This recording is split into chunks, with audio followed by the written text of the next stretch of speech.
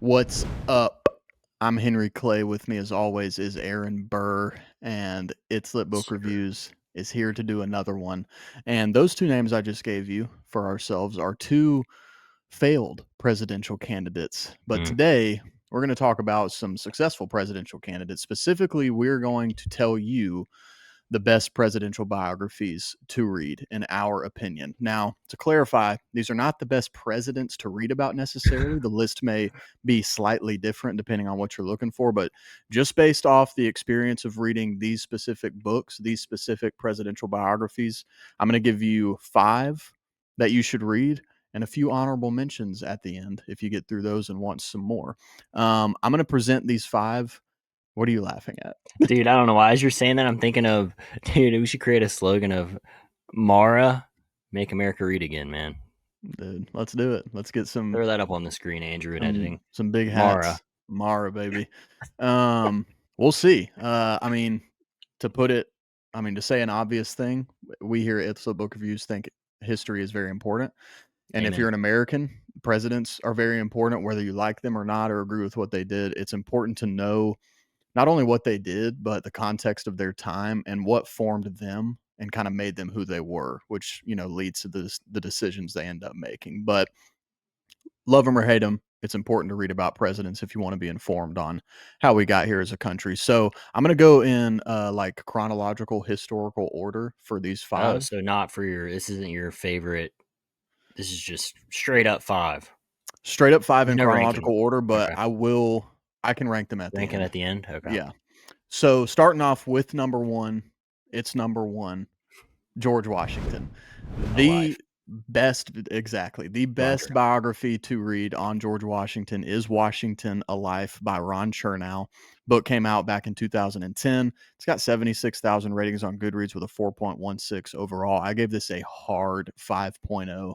This book is amazing. It's just so well written, and hopefully I won't sound like a broken record, but when you're reading history, you are looking for the writing, number 1. Character development or world building aren't necessarily a thing when you're reading history. It is, but it's more just the context of the figure you're reading about when it's a biography. So the writing is important because history can be boring sometimes. It can be a bit of a slog depending on what you're reading about. So you want the writing to be engaging. You want to be able to find parallels, and really good historical authors are able to do that. They present something to you that kind of makes a light bulb go off where you're like, oh, that's kind of like today with this thing going on. Now, the bad authors will put in parentheses, this is kind of like today. You don't want an author to do that. You want to be able to pick up on that yourself. But anyway, reading about Washington is extremely important. It's paramount if you're going to read about presidents and presidencies and presidential biographies because he was the first. And there are a lot of really important precedents that he set and just really cool things about his character. He's definitely a flawed man. He's a man of the time as well. But there's really important things he did in life. To give you an example, and you've probably heard of it before, The for cherry tree. Washington, the cherry tree. No, No, for no. Washington to have not pursued more power Mm. at 2 moments in his life. One, once the Revolutionary War was won, he turned down essentially he gave his power right back to the government they had at the time. He didn't continue on as a dictator, which he easily could have for how well loved he was. And there were a lot of people in the country that just wanted him to be King George of the United States of America. And he said no. And then after his 2 terms as president, he turned down the opportunity for a third term because the 2-term rule was not in place till way later in history. But he didn't want to do it because he felt that, one, he just didn't want to be president anymore, but also he felt that it was important for other people to take up the reins and pursue democracy and all that kind of stuff. So, Washington: A Life by Ron Chernow is the first recommended presidential biography from It's Lit Book Reviews. I think that's where you should start. It is a long one. I think it's like 900 pages, but it's so good. I remember blowing through it. I read it for the first time a few years ago. And again, I think it's paramount. I think it's where you should start if you want to get into American history, because whenever you read a presidential biography, you're also getting a history of that entire Yeah. time, especially during their presidency. So, in this book about Washington, you're going to get pre-revolution, revolution, and post-revolution, which is all really important to understand all those different eras to kind of see how we get into the next eras and onwards. So that's Washington. We're going to skip through the rest of the Revolution and the founding fathers. We will have some in the honorable mentions, but we're going to skip on to really the president that everybody thinks of when they think of the American presidency. When you're asked who the best president is, you don't even have to know history to know that it's Abraham Lincoln. Mhm. And the book A. Lincoln by Ronald C. White Jr. It's the first of two times you're going to see this author on this list. This book came out back in 2009. It's only got about 20,000 ratings with a 4.3. Also got a hard 5 from me. I don't think there's a whole lot I need to say about Lincoln or why you should read about him. There's the obvious stuff like the Emancipation, the Civil War, his assassination, but seeing his growth as a person, especially during his late first term, beginning of second term, when the 13th Amendment and everything else that came with that was, all the buzz in his life, to see his growth from a man who said himself that he would have kept slavery in place if it meant saving the Union to becoming a man who the only thing that mattered to him in his presidency was abolishing slavery and giving black people the right to live as everyone else in a country, and him going through the struggles of reading, the Constitution and saying, well, we said liberty for all. What exactly are we doing here?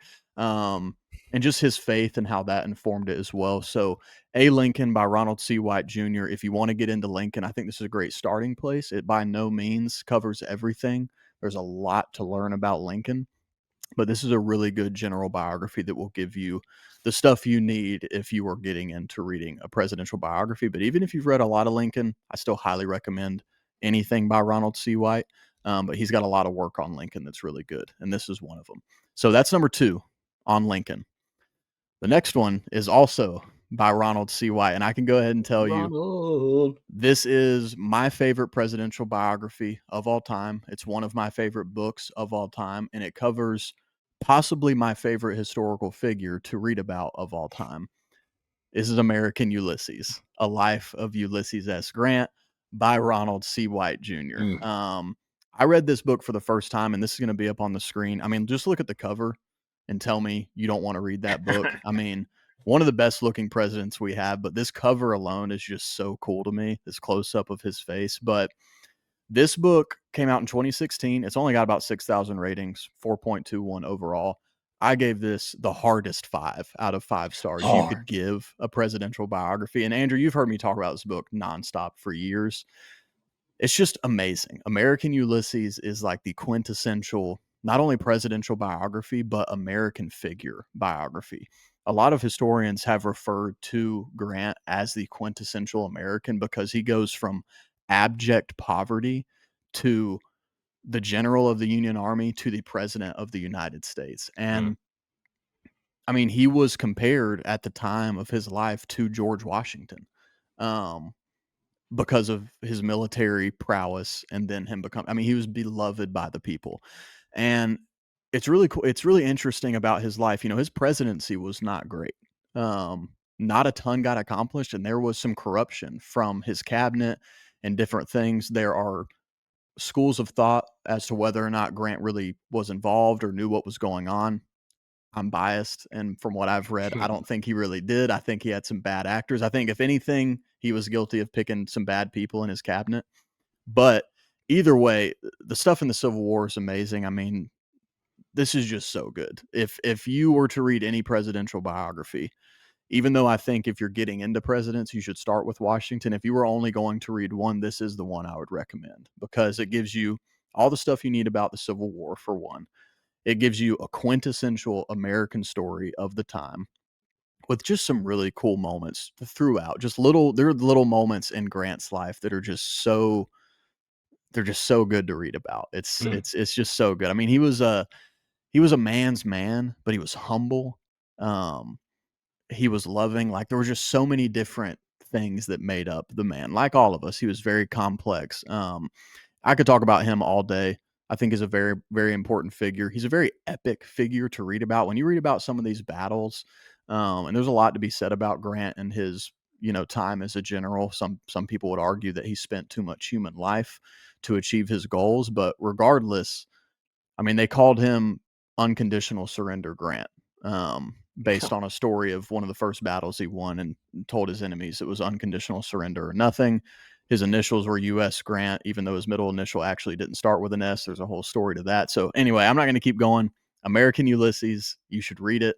It's my favorite presidential biography on Ulysses Grant. So that's number 3. Moving on, dude, these are just all so good. It's fun doing a video of just books you love because it's like, oh my gosh. Next up, you've heard me talk about this one as well. We're only moving a little bit forward in history, just a couple presidential spots, to Destiny of the Republic, a tale of madness, medicine, and the murder of a president by Candace Millard. This is a really popular book. Millard, she's a really popular author. She has several great books that I've read. This is my favorite by her, and this is one of my favorite all-time historical books in general. Came out back in 2011. We got a little under 80,000 ratings with a 4.22. I'm sure you could have guessed I gave this a hard 5. A hard 5. Hard. This one is a little different. So this I would recommend to someone who wasn't even really looking for a presidential biography, but was interested in some history, but kind of wanted a novel feel.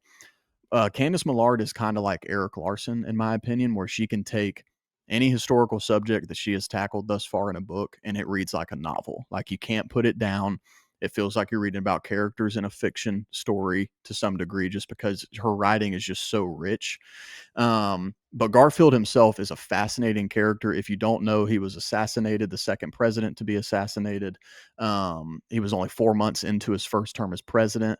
His election is crazy. Like, if there's any quintessential, the guy who didn't want it ended up being the leader, it's James Garfield. I mean, he had no desire to be president. He tried to push it away, and then through a crazy turn of events in the election process, he ends up being the candidate for the Republicans. Yada yada. I think that if he had not been assassinated, especially if he had survived the attempt on his life, he'd be a household name. He would have done crazy things. He had very radical beliefs, on civil rights. I think Reconstruction would have been had a much better time if he had been allowed to be president, especially for 2 terms. But it's crazy. This is a wild one because most people don't know anything about Garfield unless they're really into American history. So I think this one is cool because you can learn about someone you probably don't know anything about, but it's also just super entertaining. I mean, Thomas Edison is thoroughly involved in the second half of this book, especially because they tried to recruit him to help when after Garfield had been shot. The medicine portion is crazy because you learn at the times how germs had just kind of become a thing in Europe, but Americans weren't on board yet. So there's these crazy details about this assassination attempt where you get to the end of the book and you realize, man, if these doctors had just left him alone and left him lying on the road for a Yeah. week, he probably would have lived rather than them digging around in his back for a bullet for however many days. So this is a great book. Reads like a novel. Highly recommend. On to the final Number book. So that 5. was number 4. Number 5 of our top 5 presidential biographies. The next one, we are moving forward in history quite a bit to JFK. We actually covered 3 of the assassinated presidents. We don't have McKinley on this list, even though President McKinley by Robert M. Mary is a good book. An Unfinished Life, John F. Kennedy, 1917 to 1963. This book is by Robert Dallek, came out back in 2011, about 12,000 ratings. It actually has a 3.99, so not quite as high of a rating on Goodreads. But this is a great book. There actually surprisingly are not a ton of thorough biographies on John F. Kennedy by like reputable historians. Yeah. There's one that came out just a couple years ago that covers his life up to 1956 that I haven't read yet, but I've heard is great. But either way, Robert Dallek's book, he's actually written a few great books. He wrote didn't he write that book? I'm not going to look for it. He's written a few really good books. But anyway, JFK, don't need to say much about him. Everybody knows who he is, knows he got assassinated, but a lot of people probably don't know much about who he was as a man and his time leading up to the presidency. A lot of people probably don't know about his crazy story from World War II that he was involved, or not, was it World War II? Yeah, I think. Lots of crazy stuff. JFK is fascinating to read about. Again, a very flawed man. All of these men are, but the closer you get to modernity, in history, just the more information you're naturally going to get. So we do know a lot more of the intimate details about JFK's life than we do about the other presidents covered in these books that we've talked about. But fascinating guy to read about. Very relatable guy because again, he's just very flawed, but he had a lot of just solid ideals that we all would agree with as good natured people. Um, Maybe a little too idealistic for the presidency in some ways. In some ways, he certainly wasn't. And I don't know it all, but this is a really good book. JFK is fascinating to read about. I haven't talked about it a lot on this channel, but I am a huge JFK assassination conspiracy guy. I think there are all kinds of things that could have been involved in that are not official fact, but you don't get much of that in this book, but you get his life, and it's really good. So that is number 5 for our recommended presidential biographies. Just to real quickly give you some honorable mentions to go back to mostly the Revolutionary era. President number 2, John Adams, extremely important in history.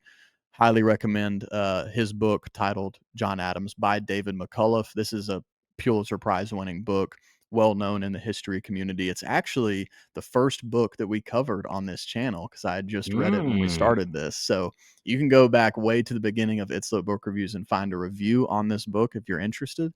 Next up, Thomas Jefferson, on to President number 3. Thomas Jefferson, The Art of Power by John Meacham. John Meacham is one of my favorite historians.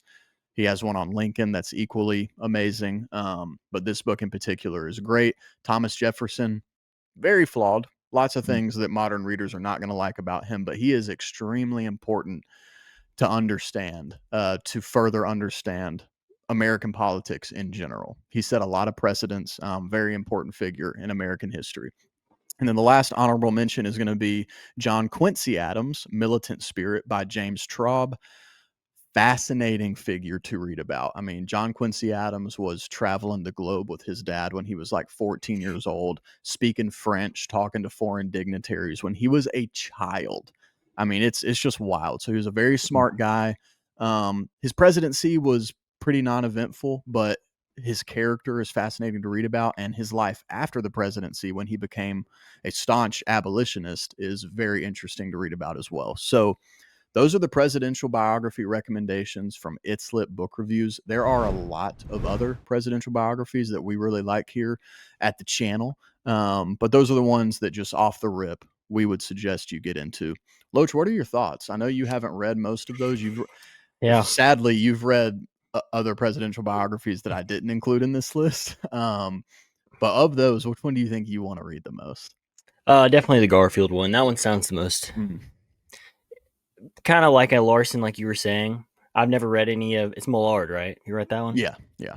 I've heard good things about her, but I think it just combines a lot of interesting eras, times. I don't know really anything about Garfield, Hmm. so and I've also heard you talk about it. So I mean, it seems like a great book. That one, dude. There's a this is definitely more your like era of what you're interested in. But dude, there's I think is it Theodore Rex? Have you read that one? I have that trilogy by Edmund Morris. Okay. Yeah, on There's some Roosevelt. other ones that like come to mind, but definitely the Washington Alive and Garfield for sure are like the two, that if I'm gonna pick up and read now, those are the ones that stand out to me from hearing you talk about them.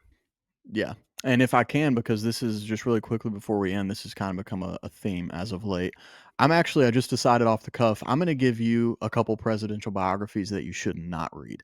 Okay, Both do of it. them, both of them are by a man named Harlow Giles Unger.